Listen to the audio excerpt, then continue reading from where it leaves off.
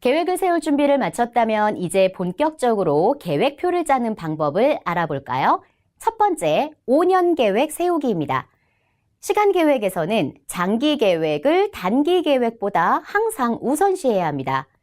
장기 계획을 세운 후 그것에 근거해서 단기 계획을 세워야 하는 것입니다. 장기 계획을 구상할 때에는 먼저 현재 상태를 기록하고 5년 후에 달성할 수 있는 목표를 기록합니다.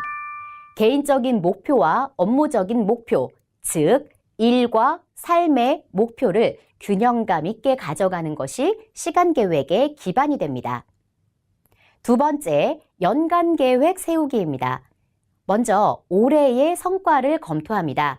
목표 달성을 한 계획과 달성하지 못한 계획을 구분한 뒤에 왜 달성하지 못했는지 이유를 분석해 본 후 어떤 목표를 계속 유지해 나가야 할지 아니면 그만두어야 할지를 분류합니다.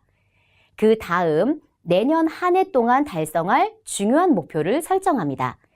연간 목표는 개인 생활에 관한 것, 가정생활, 직장생활, 금전, 자기개발, 사회활동, 해결해야 할 문제 등을 생각하여 핵심적인 10개 정도를 골라 각 목표에 대해서 실천 계획과 시간표를 짭니다. 3월, 6월, 9월 단위로 분기 평가를 한 다음 계획을 수정하고 보완하여 12월에는 연말 평가를 실시하고 결과는 내년 계획의 자료로 사용합니다. 세 번째, 월간 계획 세우기입니다. 월간 계획은 목표, 책임, 우선사항에 대한 큰 그림을 그려주고 그에 맞는 일정을 짜도록 해줍니다.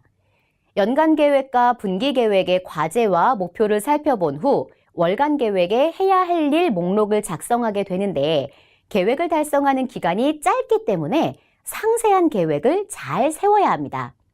또한 계획을 지키기 위해서 항상 시간적 여유를 가져야 예기치 않은 일과 추가적인 일이 발생될 때 감당할 수 있게 됩니다. 각 과제와 목표를 수행할 때 가장 좋은 주간은 언제인지 파악하고 월말에는 마무리 지어야 할 일들이 생기기 때문에 가급적 중요한 일을 계획하지 않는 것이 좋습니다. 네 번째, 주간 계획 세우기입니다. 주간 계획을 세울 때는 활용 가능한 시간을 월요일부터 일요일까지 30분 단위로 나눈 주간 시간표를 만들어 봅니다.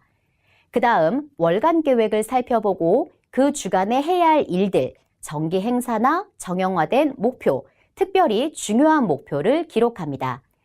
만일 어느 한 요일에 일이 몰려 있으면 크게 지장을 주지 않는 범위 내에서 몇 가지 활동을 다른 요일로 옮기도록 하는데 활용 가능한 시간의 60%만 계획하고 40%는 남겨두는 것이 좋습니다. 다섯 번째, 1일 계획 세우기입니다.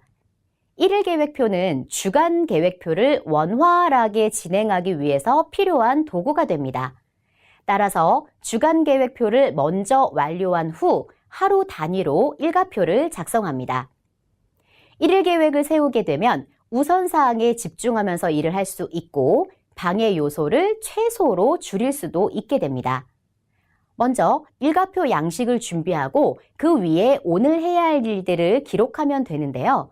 매일 해야 할 일의 목록을 기본 업무, 새로운 업무 등으로 요약해서 적어봅니다. 각 활동마다 필요한 시간을 산출해서 스케줄을 작성하고 완충 시간을 점검해 봅니다. 너무 빡빡하게 짜지 말고 공백을 남겨두라는 이야기죠. 그리고 작성한 일과표를 가까이 두고 시시때때로 확인하며 완료한 과제는 줄을 그어 지우면 됩니다. 하루를 마감할 때는 미완료된 과제가 무엇인지 확인하고 그것을 내일 1일 계획표에 넣을 것인지 아니면 다른 적당한 기간에 할 것인지도 결정합니다. 5년 계획부터 1일 계획까지 스케줄표를 작성하는 방법에 대해서 합숙하셨는데요. 벌써부터 여기저기서 지치는 한숨소리가 들려오는 것 같습니다. 그러나 이제부터가 시작입니다. 목표 설정과 시간 계획표까지만 완성이 된다면 이제 시작하자마자 절반은 오신 거라고 말씀드리고 싶습니다.